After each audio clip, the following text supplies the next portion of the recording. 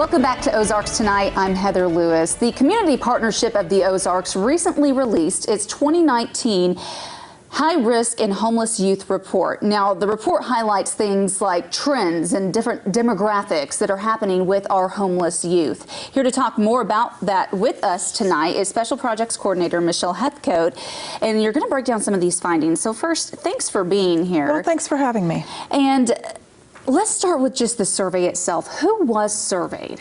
We aim to survey both literally homeless youth and youth that we would class as at risk of homelessness or who are unstably housed. These are kids that maybe aren't in the greatest family situation, youth that might be in foster care, and in large part, a lot of kids who may be couch surfing or crashing at a friend or family members because things aren't good at home. So what's the age range here? We operate via the Department of Housing and Urban Development's definition of youth, which is anyone from ages 13 to 24, but we're looking specifically and more at unaccompanied youth versus youth that may be homeless with their families. And how many were surveyed this year? We were able to get 78 surveys this year. That's less than in past years. However, the explanation has a lot less to do with the kids and a lot more to do with the weather. It was a brutally cold day the day we released our survey and had our main event. And unfortunately, I'm pretty sure that most young people had enough good sense to stay home.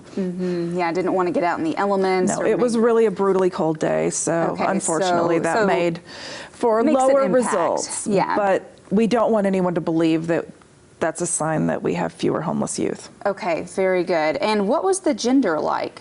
How many? We came out roughly half and half. Okay. Approximately. We didn't see significant gender differences. Okay, very good. I want to talk about a couple of the statistics that some might say they're alarming as well, and I'll just read off a couple of them here. 57 respondents had been the victim of or witness to repeated traumatic events in a caregiving situation.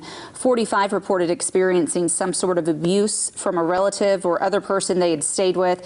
39 youth said they had run away from their home. So looking at this, it looks like a lot of this is a result, the homelessness is a result of some kind of situation that happened in their home life. It is. We don't see young people leaving home or ending up homeless from stable families. It's not something that happens.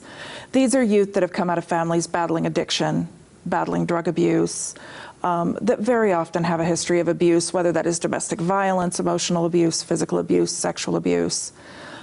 They've come out of unstable situations anyway. More than half of the youth we surveyed this year had at some point been in state's care. Yeah, that was going to be my next question too. So foster care does play a role in this as well.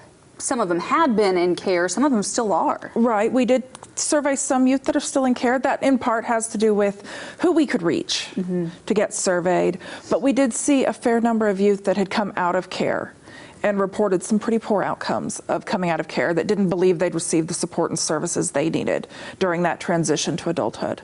Okay, very good. So obviously when you're a teenager out on the streets, you're dealing with a lot of elements. You have a history of some kind of abuse happening to you.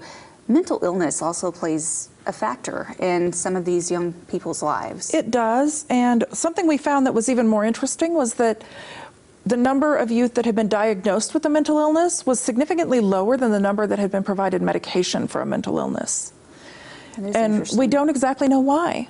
But we did find that to be a curious question, and it may be related to how we ask the question, or it may be related to some overprescribing going on, or lack of diagnosis going on. And a lot of people tend to self-prescribe themselves as well. Is alcohol a factor, or drugs, or where were the statistics on that? You know, we saw that less than 1 in 4 youth reported either having or having had a drug or alcohol abuse problem, and significantly less than 1 in 4 had used alcohol or drugs in the past week. And that includes those youth that are of legal age. Did they take advantage of any of the homeless shelters in the area, or were they mostly just living with friends or out on the streets? We saw a combination, and some of that again has to do with who we can get to fill out a survey. If we have a youth that's for instance part of Great Circle's transitional living program, we've got pretty easy access to that young person to get them to answer our questions. A youth that's living literally on the streets, we may or may not catch them to count them. And we do know that our survey numbers are significantly lower than our overall point-in-time count numbers. Those numbers showed us that we had 144 youth that were either living in transitional housing, emergency shelters, or on the streets, with 33 youth that were literally homeless. Wow, okay. And a lot of times they're either staying in their car or doing something like that. A lot of them did report sleeping somewhere they normally wouldn't sleep. That we have a lot of youth that are in desperate times sleeping in places that just aren't intended for habitation. Okay, very good.